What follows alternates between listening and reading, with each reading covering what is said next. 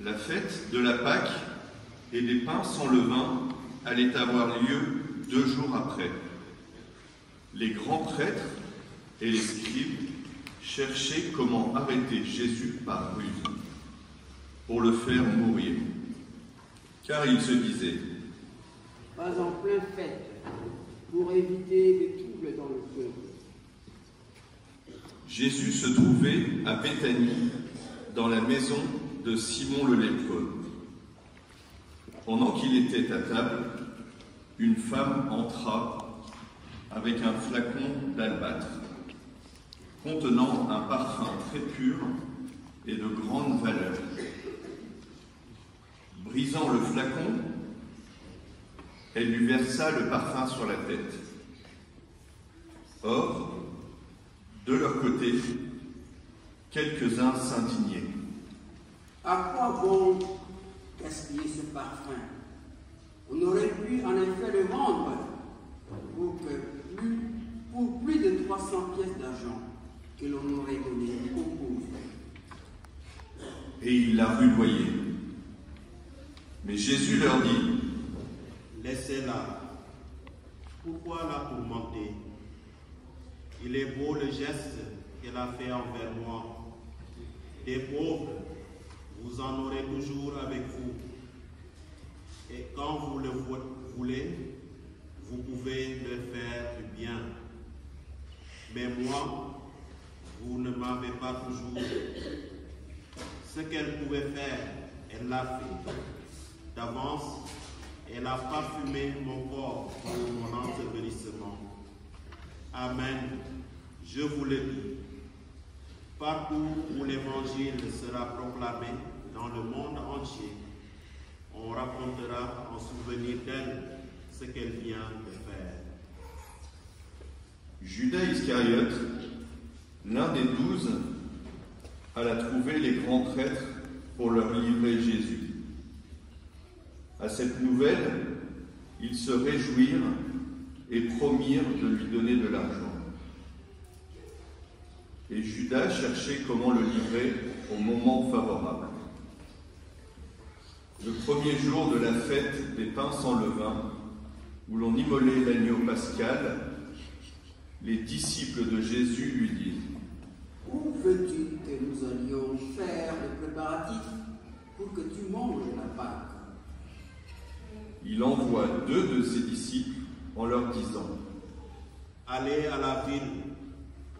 Un homme portant une cruche d'eau viendra à votre rencontre.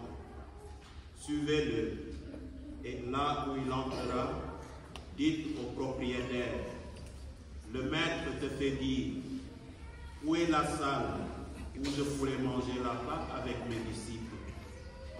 Il vous indiquera à l'étage une grande pièce aménagée et prête pour un repas. Faites-y pour nous les préparatifs. Les disciples partirent, allèrent à la ville. Ils trouvèrent tout comme Jésus leur avait dit, et ils préparèrent la Pâque. Le soir venu, Jésus arrive avec les 12. Pendant qu'ils étaient à table et mangeaient, Jésus déclara: Amen, je vous le dis. L'un de vous qui mange avec moi va me livrer. Ils devinrent tout tristes, et l'un après l'autre, ils se demandaient: Serais-je moi? Et il leur dit: c'est l'un des 12, celui qui est en train de se servir avec moi dans le plat. Le Fils de l'homme s'en va, comme il est écrit à son sujet. Mais malheureux celui par qui le Fils de l'homme est livré. Il vaudrait mieux pour lui qu'il ne soit pas né ce temps-là. Pendant le repas, Jésus, ayant pris du pain et prononcé la bénédiction, le rompit et leur donna et dit: Prenez, ceci est mon corps. Puis, ayant pris une coupe et ayant rendu grâce, il la leur donna et ils en burent tous. Et il leur dit: Ceci est mon sang, le sang de l'alliance versé pour la multitude. Amen, je vous le dis, je ne boirai plus du fruit de la vigne jusqu'au jour où je le boirai nouveau dans le royaume de Dieu. Après avoir chanté les psaumes, ils partirent pour le mont des Oliviers. Jésus leur dit: Vous allez tous être exposés à tomber, car il est écrit: je frapperai le berger et les brebis seront dispersées. Mais une fois ressuscité, je vous précéderai en Galilée. Pierre lui dit alors: Même si tu viens à tomber, moi, je ne te mourrai pas. Jésus leur répond: Amen, je te le dis. Toi, aujourd'hui, cette nuit même, avant que le coq chante 2 fois, tu m'auras renié 3 fois. Mais lui reprenait de plus belle: Même si je dois mourir avec toi, je ne te renierai pas. Et tous en disaient autant. Ils parvinrent à un domaine appelé Gethsémani. Jésus dit à ses disciples: Asseyez-vous ici, pendant que je vais prier. Puis, il emmène avec lui Pierre, Jacques et Jean, et commence à ressentir frayeur et angoisse. Et il leur dit: Mon âme est triste à mourir. Restez ici et veillez. Allant un peu plus loin, il tombait à terre et priait, pour que, si c'est possible, cette heure s'éloigne de lui. Il disait: Abba, Père, tout est possible pour toi. Éloigne de moi cette coupe. Cependant, non pas ce que moi je veux, mais ce que toi tu veux. Puis il revient et trouve les disciples endormis. Il dit à Pierre: Simon, tu dors. Tu n'as pas eu la force de veiller seulement 1 heure? Veillez et priez pour ne pas entrer en tentation. L'esprit est ardent, mais la chair est faible. De nouveau, il s'éloigna et pria, en répétant les mêmes paroles. Et de nouveau, il vint près des disciples qu'il trouva endormis, car leurs yeux étaient alourdis de sommeil. Et eux ne savaient que lui répondre. Une 3e fois, il revint et leur dit: Désormais, vous pouvez dormir et vous reposer. C'est fait. L'heure est venue. Voici que le Fils de l'homme est livré aux mains des pécheurs. Levez-vous. Allons. Voici qu'il est proche, celui qui me livre. Jésus parlait encore quand Judas, l'un des 12, arriva, et avec lui une foule armée d'épées et de bâtons, envoyés par les grands prêtres, les scribes et les anciens. Or, celui qui le livrait leur avait donné un signe convenu. Celui que j'embrasserai, celui, arrêtez-le et emmenez-le sous bonne garde. À peine arrivé, Judas, s'approchant de Jésus, leur dit: Rabbi! Et il l'embrassa.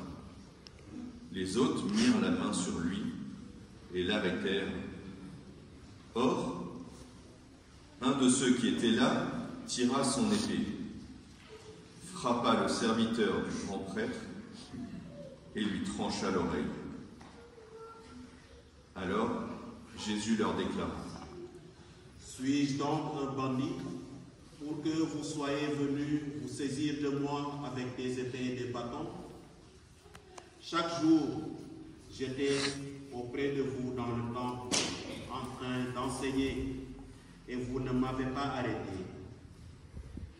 mais c'est pour que l'Écriture s'accomplisse. Les disciples l'abandonnèrent et s'enfuirent tous. Or, un jeune homme suivait Jésus. Il n'avait pour tout vêtement qu'un drap. On essaya de l'arrêter, mais lui, lâchant le drap, s'enfuit tout nu. Ils emmenèrent Jésus chez le grand prêtre. Ils se rassemblèrent tous, les grands prêtres, les anciens et les scribes. Pierre avait suivi Jésus à distance, jusqu'à l'intérieur du palais du grand prêtre. Et là, assis avec les gardes, il se chauffait près du feu. Les grands prêtres et tout le Conseil suprême cherchaient un témoignage contre Jésus pour le faire mettre à mort. Et ils n'en trouvaient pas.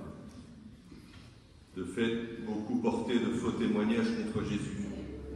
Et ces témoignages ne concordaient pas. Quelques-uns se levèrent pour porter contre lui ce faux témoignage.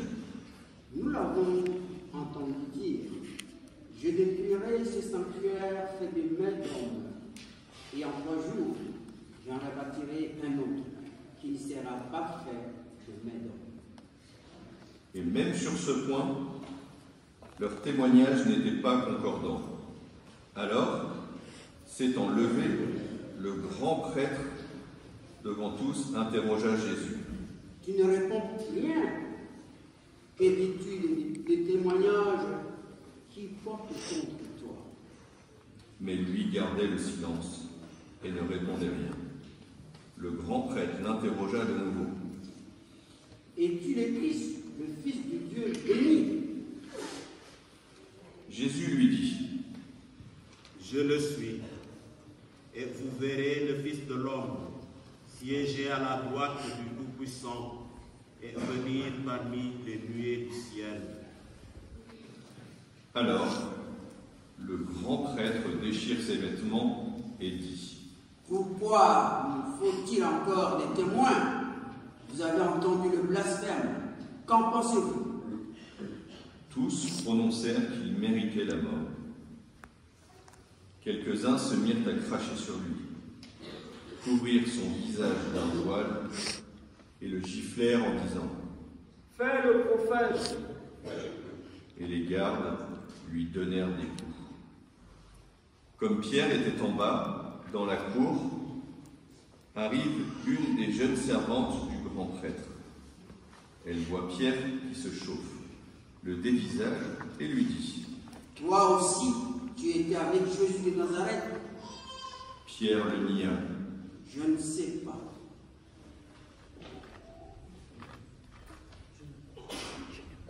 Je ne comprends pas de quoi tu parles. Puis il sortit dans le vestibule, au dehors. Alors, un coq chanta. La servante ayant vu Pierre se mit de nouveau à dire ce qui se trouvait là. Celui-ci est l'un d'entre eux. De nouveau, Pierre le niait. Peu après, ceux qui se trouvaient là lui disaient à leur tour « Sûrement, tu es l'un d'entre eux. D'ailleurs, tu es galiléen. » Alors, il se mit à protester violemment et à jurer. « Je ne connais pas cet homme dont vous parlez. » Et aussitôt, pour la seconde fois, un coq chanta. Alors, Pierre se rappela cette parole que Jésus lui avait dite. Avant que le coq chante 2 fois, tu m'auras renié 3 fois. Et il fondit en larmes. Dès le matin, les grands prêtres convoquèrent les anciens et les scribes et tout le Conseil suprême. Puis, après avoir ligoté Jésus, ils l'emmenèrent et le livrèrent à Pilate. Celui-ci l'interrogea. « Es-tu le roi des Juifs ?» Jésus répondit. C'est toi-même qui le dis. Les grands prêtres multipliaient contre lui les accusations. Pilate lui demanda à nouveau. Tu ne réponds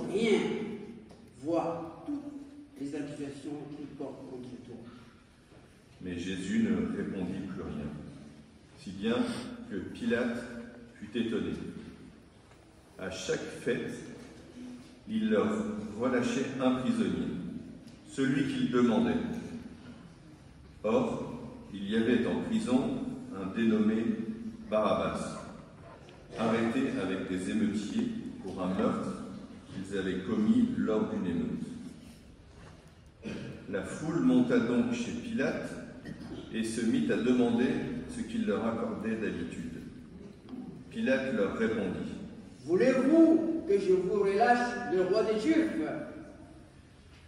Il se rendait bien compte que c'était par jalousie que les grands prêtres l'avaient livré. Ces derniers soulevèrent la foule pour qu'il leur relâche plutôt Barabbas.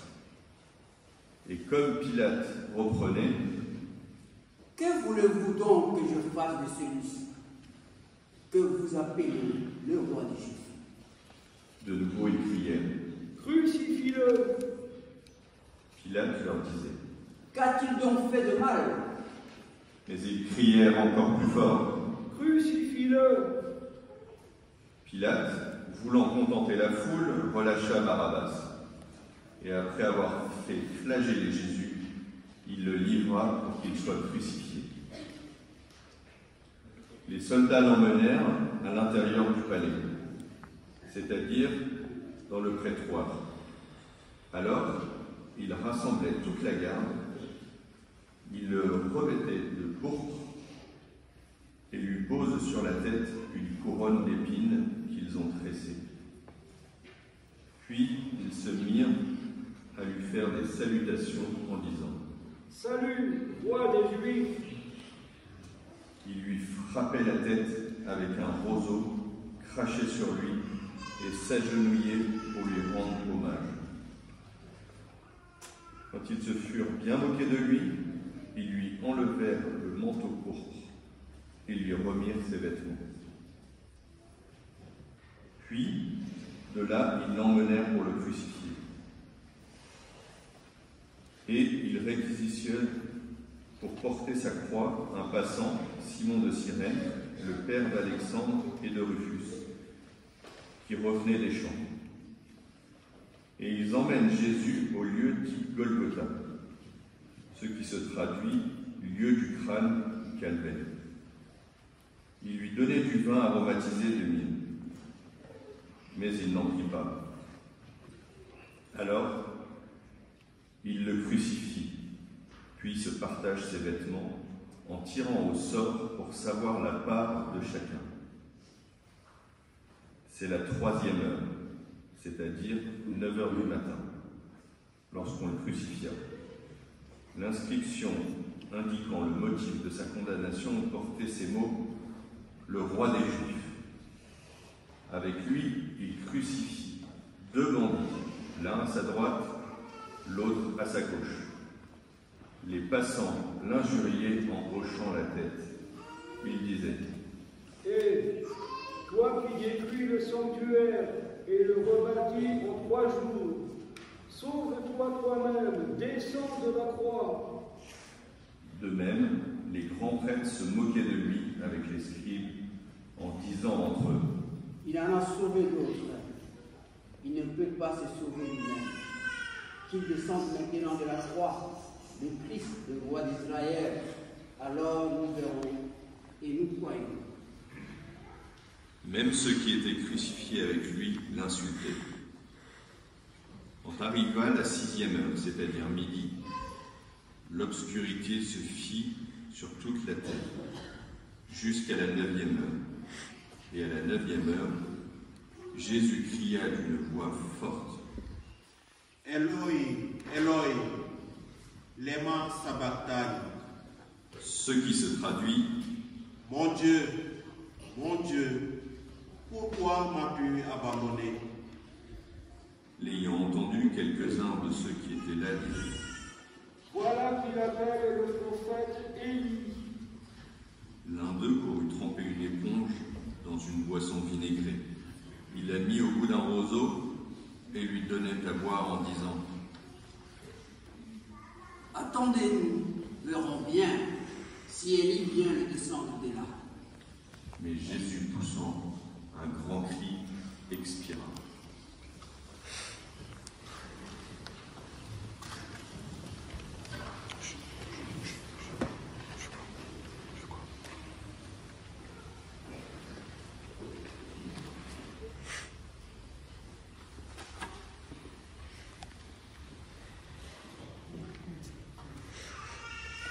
Le rideau du sanctuaire se déchira en deux, depuis le haut jusqu'en bas.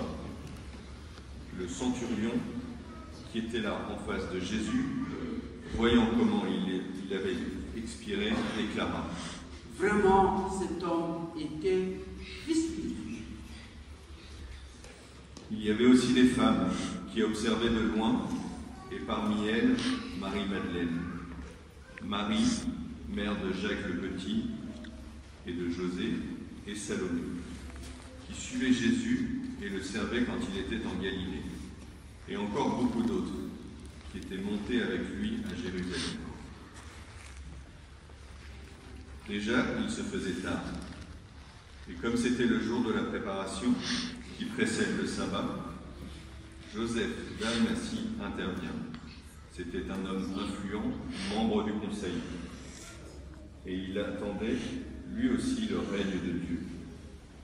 Il eut l'audace d'aller chez Pilate pour demander le corps de Jésus. Pilate s'étonna qu'il soit déjà mort. Il fit appeler le centurion et l'interrogea pour savoir si Jésus était mort depuis longtemps. Sur le rapport du centurion, il permit à Joseph de prendre le corps. Alors, Joseph acheta un linceul, il descendit Jésus de la croix, l'enveloppa dans le linceul et le déposa dans un tombeau qui était creusé dans le roc. Puis il roula une pierre contre l'entrée du tombeau. Or, Marie-Madeleine et Marie, mère de José, observaient l'endroit où on l'avait mis. Acclamons la parole de Dieu.